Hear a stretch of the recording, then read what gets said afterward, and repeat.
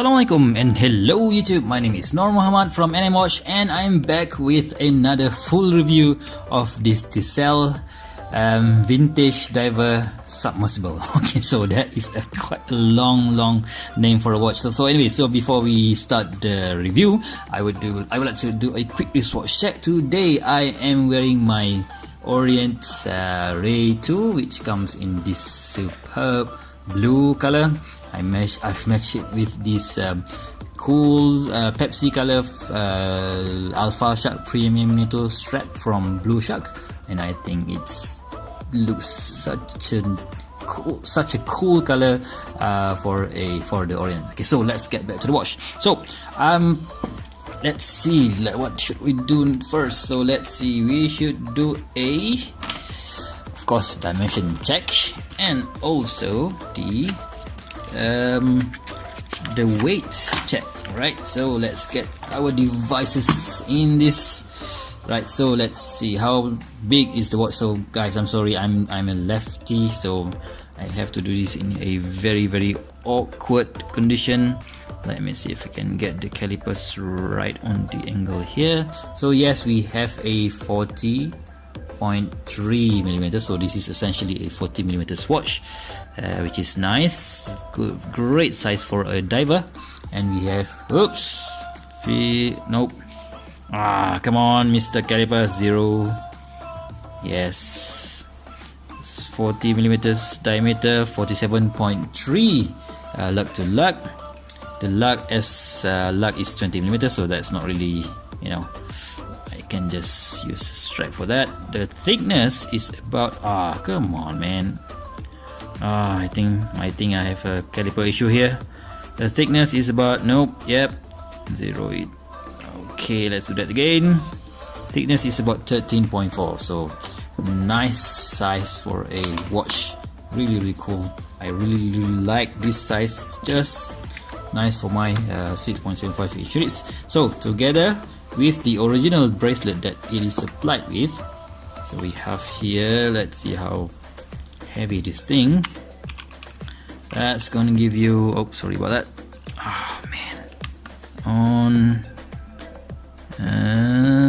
right, so 71.8 grams for just the watch head, and if you include the bracelet, that will bring you 145 grams. Okay, so just nice weight, nice size. Okay, many things to love, huh? Okay, so is it a perfect watch? Of course not. Okay, so let's get as usual in my full review, I will always go to the bad things first about the watch, and gradually after that I will go to the things that I like about the watch. Okay, so the first thing that I hate about the watch is the design of the lug holes. Okay, so you see that this lug holes is quite near to the body of the case. So what happens is, if you pop in the spring bar, what happens is, right, so when we pop in the spring bar, okay, so you see that the gap between the case and the spring bar is too thin. So if you like so, you can see that there's barely a gap. Okay, so what happens is, if you followed my channel long enough, so you'll know that I've never really used the strap that came with the watch that I purchased. So I will always use a narrow strap or something else. But in this case, in this watch, you can see that this is my this is the strap from Vario Singapore that I've just received, and this is at about 1.0 millimeters. So you can see that I can't even put this thing inside that hole. Oh man. So this really sucks, because for me, I want to change the appearance of my watch every now and then, and whenever I couldn't put in a narrow strap, I will be really annoyed. Okay, so that sucks. So anyway, let's just get through that is the main single thing that I don't like about the watch. And yeah, the next one that I I'm not saying hate, but we've talked about this. There are many watch review channels that have done a review for this clasp. Okay, so the previous version of the Tisells have this easy easy, easy adjust, or is it glide lock style of adjustment, which you can easily pop this thing off and then adjust it. But this new version, I'm not sure if it is only for this Vintage Diver version, came with this. I don't know, man. I'm not really sure how you're going to adjust. There is a second adjustment here, right? So there's a hole, not hole, some kind of an access there, and I think you can slide this thing and put it there. But unfortunately, I've been playing around with it, and I can't really do that. So you know what? I'm just gonna leave it there. So yeah. So yeah. Otherwise, the clasp is great. We have this scissor style clasp with a Rolex-ish. Yeah, you see that there is a spring action there when you want to pull this one up. Yep. So that is really nice. I'm not really sure whether we have this, the ball bearing, ceramic ball bearing inside there, or is it just normal steel. But the action on this clasp is just nice, and when you fold it, boom, we have a nice, really nice tight clasp. But the adjustment, oh man, the adjustment sucks. Anyway, so okay, so let's finish the bracelet. Of course, we have these screwed links where you can adjust it. We have a taper from 20mm to 16, I think. Let's see how much does it go until here. Yep, taper to 16, which is really nice. It makes the watch looks classy, and it makes the watch really comfortable when you're using it on the bracelet. And yeah, other than that fault, maybe that's a design issue, this micro adjustment, and also the placement, location of the spring bar. Yeah, I can't really, there's nothing wrong with the bracelet. So I love the oyster style design. Okay, so let's get to the watch. Right, so the watch itself, by the watch head itself, is nice watch, really cool watch. Oh, I would like to retract my statement on my previous video. I'm actually not the first person to ever review this on the channel, on YouTube. Another one guy from another channel, I think his name is I can't really remember his name, but from Off the Cuff, or is it Average Bros from Off the Cuff, I've already done a review for this particular watch. So go ahead and watch his video after you see my video, right? Okay, so, and he always give a very detailed comparison with another model as well. So yeah, I really love his review. Okay, so let's get back to the watch itself, right?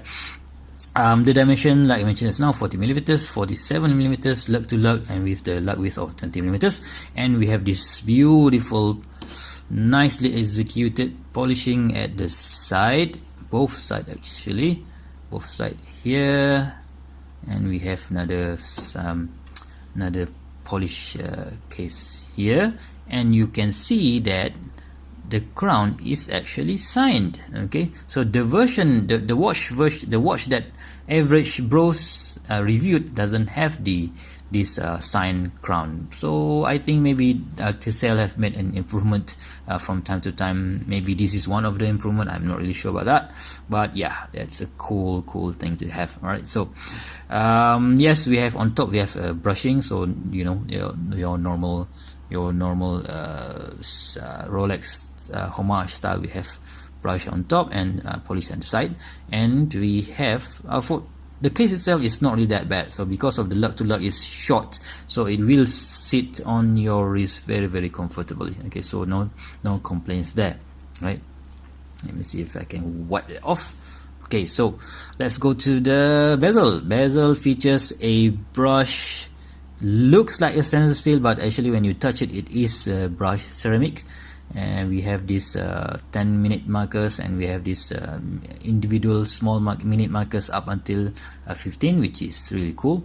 And we have a Lume pip on top of here. So I don't really particularly like this type of Lume pip, because from time to time this thing will break. I'm not sure. I'm not sure my friend Akmal have had this for how long, but it's still there. I'm not really sure 6 months later or even 1 year later whether the Lume pip is still there or not. So yeah, let's hope that it will stay there forever. Okay, so the side, it features a coin edge, not really coin edge, maybe not really that sharp, but I don't think what this is what they call coin edge. But anyway, let's turn the bezel. The bezel action itself is nice. Maybe you can hear, put it nearer so that you can hear the sound that it makes. Nice. Okay, not as tight as the Borealis, but still a nice bezel to play with. Okay, so there is a wee bit of a backplay, but not really that much. Okay, so and the crystal is a sapphire crystal with anti-reflective coating, so that is very important when you have a black dial watch. Okay, so you can see that we can clearly see that gorgeous dark gray, sunburst dark gray dial of this Tisell. Oh my, that looks really cool. And of course we have this printed hour marker as opposed to the applied hour marker. So not really as opposed to the applied hour marker that is available on the Tisell Marine Diver. This is just printed, but still it performs well. Okay, so maybe you just want to have that, you know, vintage style look. That is why they've gone for the printing. Okay, so we have this Tisell automatic printing up there, and we have this submersible. Let me see if I can move the hand so that you can see the submersible printing much better. Alright, so yep, you can see that the printing is quite thick and evenly applied, right? Submersible, water resistant, 660 feet, 200 meters, and yeah, there is no, you know, Swiss made whatsoever.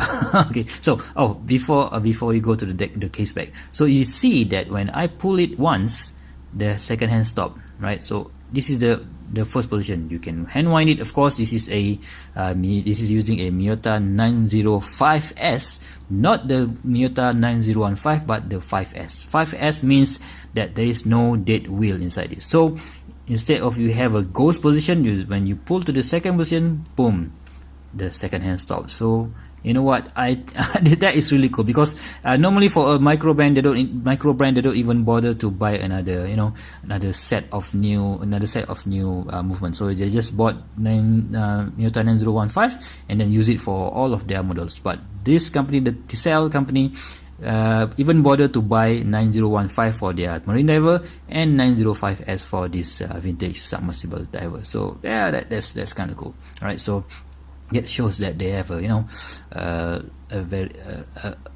know what their products are. Okay, so the screw down crown is easy to screw it back, so there's no it catch the thread really nicely. And yes, you can see at the back there's nothing here. It follows totally the design of the Rolex, so there's no printing whatsoever. I kind of hope that they have something, you know, maybe a stamp or even a company logo down there, but nah, okay, nothing there. Okay, so anyway, the case finishing is nice. All the sharp angles is nice.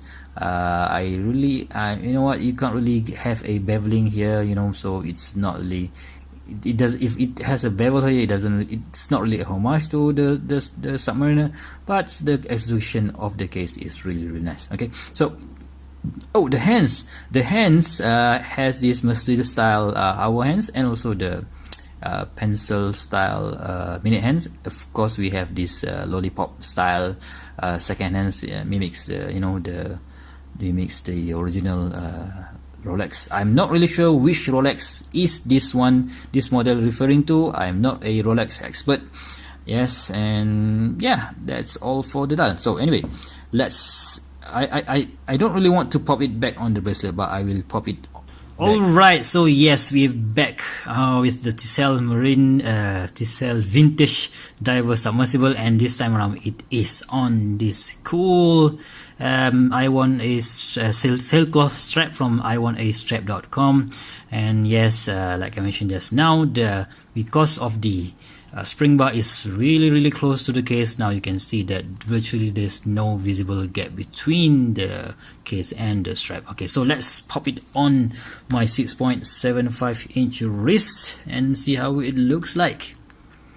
Okay, yep, right, yep, Okay, so as you can see here, yes, the overall lug to lug distance of 47mm doesn't really overhang on my wrist, and it lays really flat and nice on my wrist. And yeah, for my wrist size, this is just nice. This is the perfect size for me. Okay, so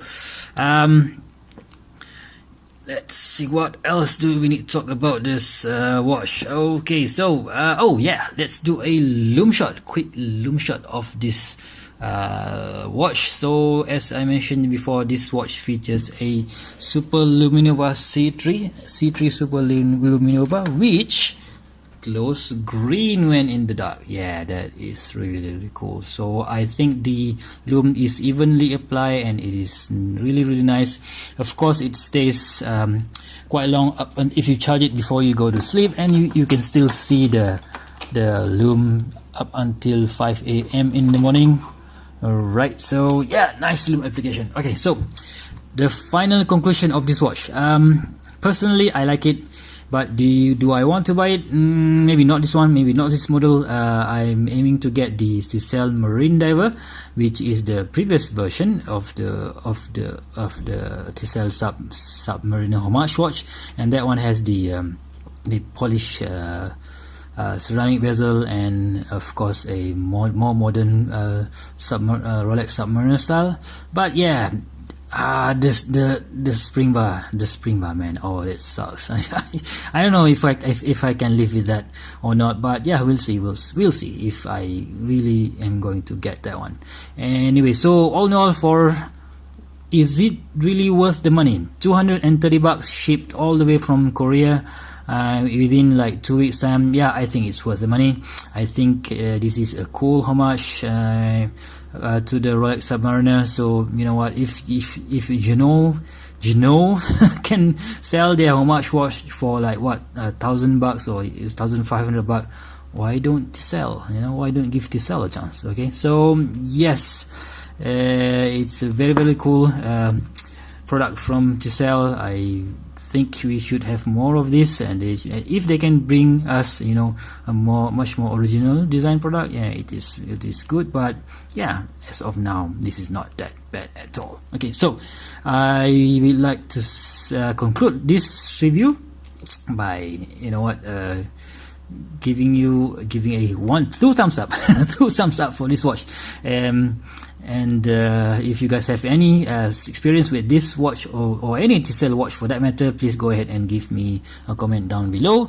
I hope you guys enjoyed this video. Please give me a thumbs up, and if you like to see more content such as this in the future, please go ahead and subscribe to my channel, and of course click the bell button twice so that you won't miss any more contents from me in the future. So I will of course do a fashion show for this watch. Please, I think it will be quite difficult to get straps to match this watch, but I'll try my best. And until next time, I'll see you soon. Bye bye.